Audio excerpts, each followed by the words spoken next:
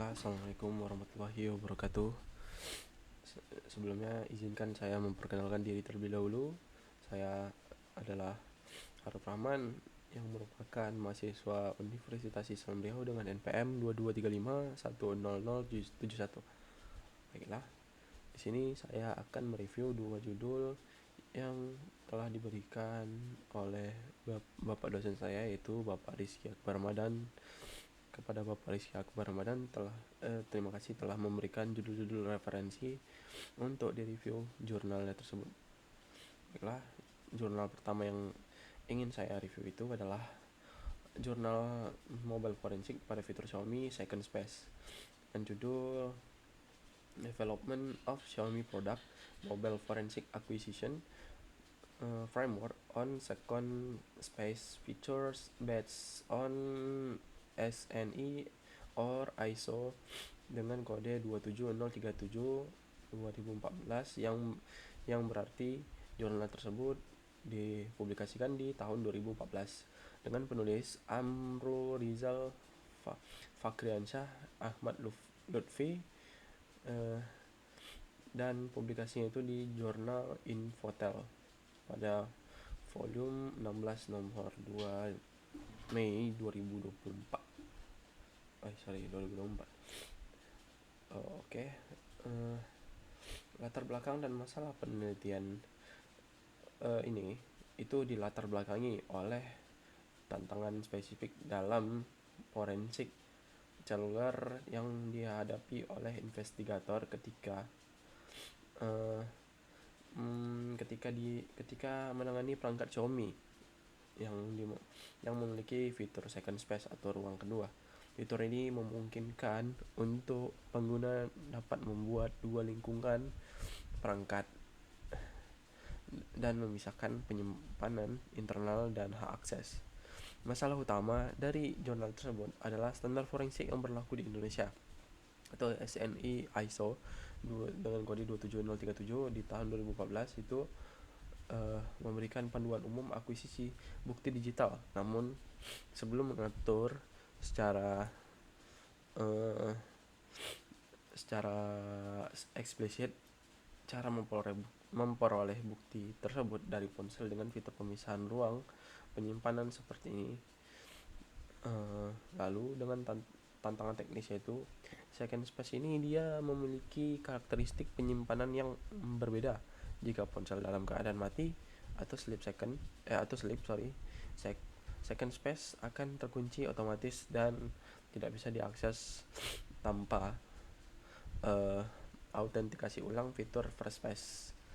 Nah, lalu metodologi yang digunakan oleh jurnal ini itu menggunakan pendekatan kuantitatif dengan metode live forensic atau akuisisi saat perangkat menyala. Lalu framework di sini itu dia mengembangkan alur kerja baru berdasarkan SNI ISO 27037 pada tahun 2014 di klausul 713 dengan akuisisi perangkat aktif. Tools yang digunakan dari jurnal tersebut ini yaitu adalah Mobile Edit Forensic Express Pro V7 versi ke-7 7.4.0 sebagai alat akuisisinya. Nah, lalu pada skenario khususnya pada skenarionya itu peneliti membuat simulasi dengan menyimpan file gambar JPEG ini di first space dan second space untuk melihat apakah alat forensik dapat mendeteksi keduanya secara otomatis atau memerlukan prosedur khusus. Lalu hasil dari pembahasan utama penelitian ini berhasil merumuskan framework baru untuk mengakuisisi data dari Xiaomi Second Space. Dengan temuan kuncinya itu meliputi 2 kali akuisisi. Proses akuisisinya itu perangkat Xiaomi dengan fitur ini harus dilakukan dengan 2 kali, satu akuisisi untuk first space dan satu lagi khusus untuk second space, sehingga menghasilkan 2 file ekstraksi terpisah. Nah, sini dapat dilihat. Lalu untuk prosedur khususnya itu akses ke scan space harus melalui first space terlebih dahulu dengan metode pengembang developer mode dan USB debugging dengan menggunakan USB debugging harus diaktifkan secara terpisah dan di kedua ruang. Mengaktifkan di first space tidak otomatis mengaktifkan di second space. Diperlukan alat instalasi aplikasi konektor di mobile edit di kedua orang. Nah, identifikasi perangkatnya itu meskipun framework bisa dilihat. Lalu selanjutnya itu adalah evaluasi sampai identifikasi perangkatnya itu berikutnya identifikasi perangkat. Meskipun perangkat fisiknya sama, hasil dari ekstraksi menunjukkan Android ID yang berbeda antara first space dan second space, namun IMEI dan serial number tetap sama.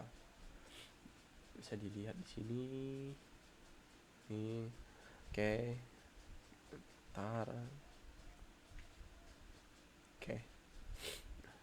Lalu evaluasi kritisnya itu dengan kelebihan dan kekurangannya. Yang pertama yaitu adalah kelebihan penelitian ini sangat relevan dan praktis karena menutup celah atau gap yaitu jarak dalam standar SNI ISO 27037 yang belum mencakup fitur privasi tingkat lanjut seperti itu. Second space framework ini dihasilkan dapat memberikan panduan teknis langkah demi langkah atau bisa disebut SOP bagi investigator. Kekurangan dari batasan framework ini yaitu adalah diuji secara spesifik hanya pada produk Xiaomi karena target kita itu adalah brand Xiaomi, dan Xiaomi yang telah kita uji coba di sini yaitu adalah Xiaomi Redmi Note 8 pada gambar ini. Meskipun konsepnya mungkin berlaku untuk fitur serupa seperti Samsung Knox, validitasnya secara merek lain belum teruji dalam studi ini. Selain itu, proses metode ini sangat bergantung pada kondisi perangkat yang harus tetap menyala atau secara live. Jika perangkat ini mati, akses ke second space akan sangat sulit untuk didapatkan. Oke, sorry, saya jeda sebentar. Oke, lanjut.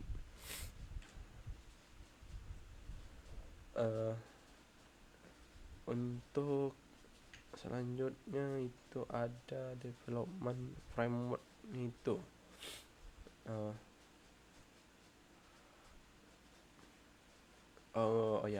Mungkin hanya itu saja yang dapat saya sampaikan pada jurnal yang pertama ini mengenai forensik digital tentang HP Android yang bermerek Xiaomi produk mobile.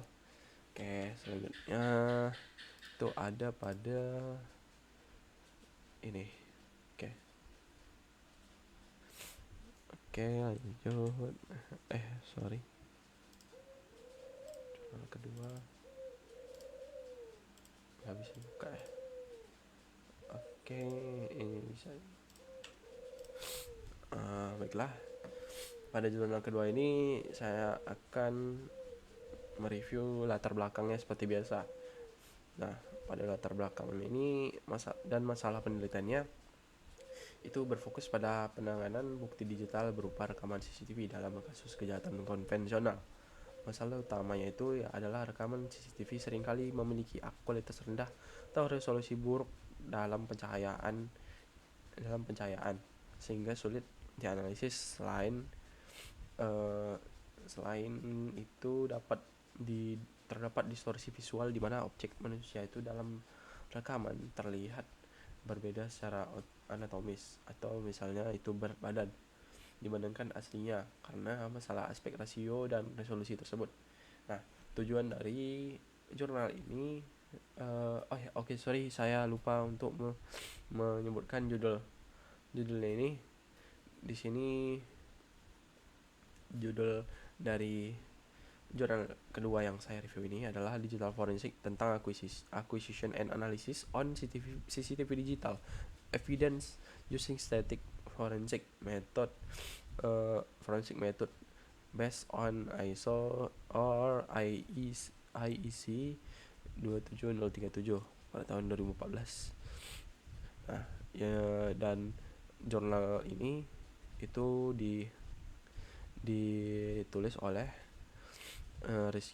Bapak Rizky Akbar Ramadan selaku dosen saya sendiri dan Desti Mualfah, lalu ada Dedi Haryadi. Nah, kita lanjut, itu adalah pada masalah utama.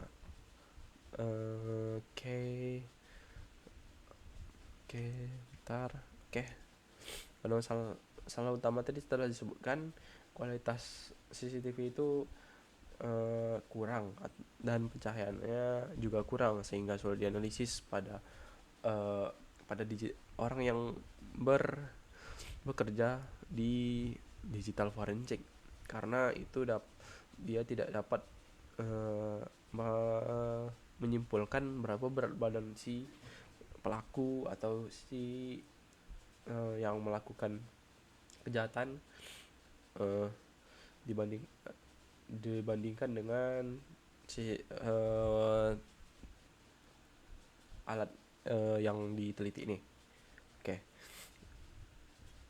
Lalu tujuannya di sini itu adalah untuk menerapkan metode statis forensik berbasis ISO atau IEC dengan kode nomor 27037 pada tahun 2014 untuk mengakuisisi atau memperjelas validasi bukti. Dan pada metodologi yang dibuat di jurnal ini yaitu adalah metode yang digunakan adalah static forensic yang dibagi menjadi beberapa tahapan sesuai standar. Lalu ada pre-acquisition ya. Pre-acquisition di sini termasuk pengurusan surat perintah, penggeledahan, identifikasi kasus, identifikasi perangkat CCTV dan konektivitas.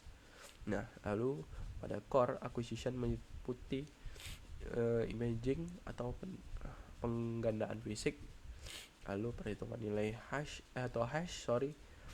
untuk integritas serta koleksi dan klasifikasi file. Nah, analisis dan manipulasinya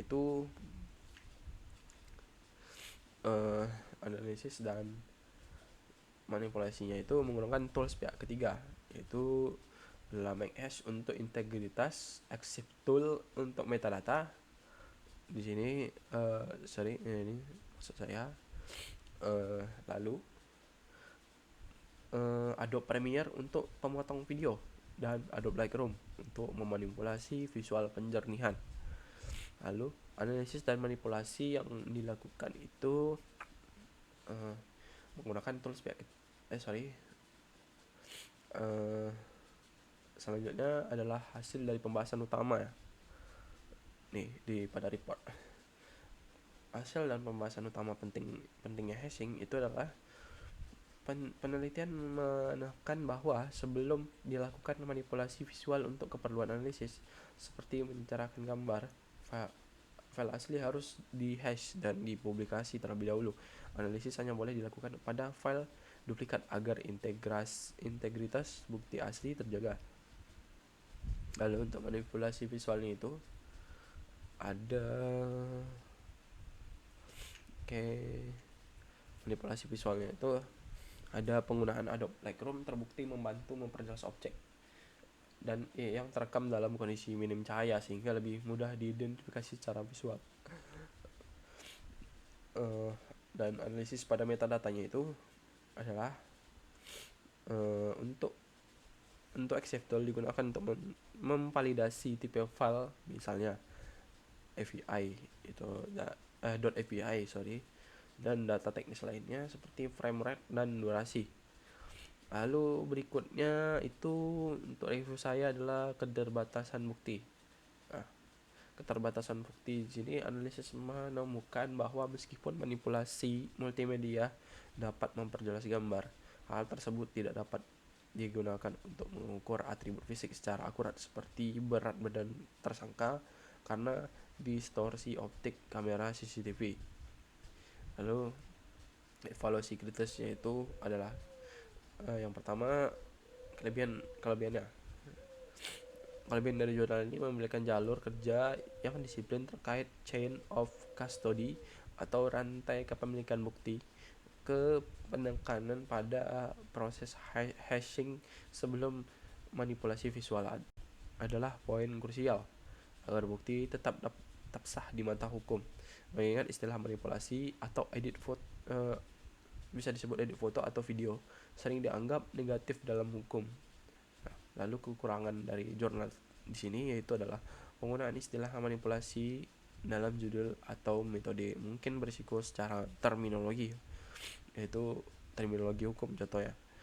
Meskipun tujuannya adalah enhancement atau peningkatan kualitas, selain itu solusi yang dapat ditawarkan itu bersifat parsial atau hanya memperbaiki visabilitas pencahayaannya, tapi tidak menyelesaikan masalah distorsi geometri atau aspek rasio yang menyebabkan kesalahan estimasi berat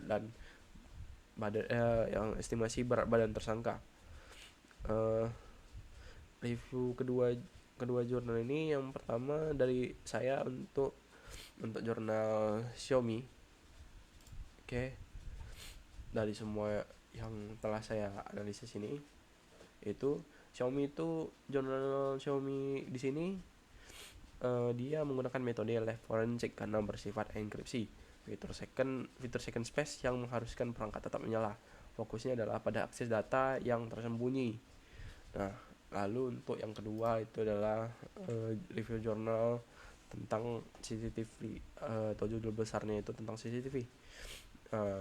Pada jurnal kedua ini dia menggunakan metode static forensik pada file rekaman yang sudah ada. Fokusnya adalah pada enhancement atau peningkatan kualitas visual bukti yang sudah didapat agar bisa dianalisis. Nah, mungkin hanya itu saja yang dapat saya sampaikan mengenai dua review jurnal di sini. Kurang lebih saya mohon maaf jika ada salah dalam menyampaikan kata. Wabillahi taufiq wal hidayah. Assalamualaikum warahmatullahi wabarakatuh.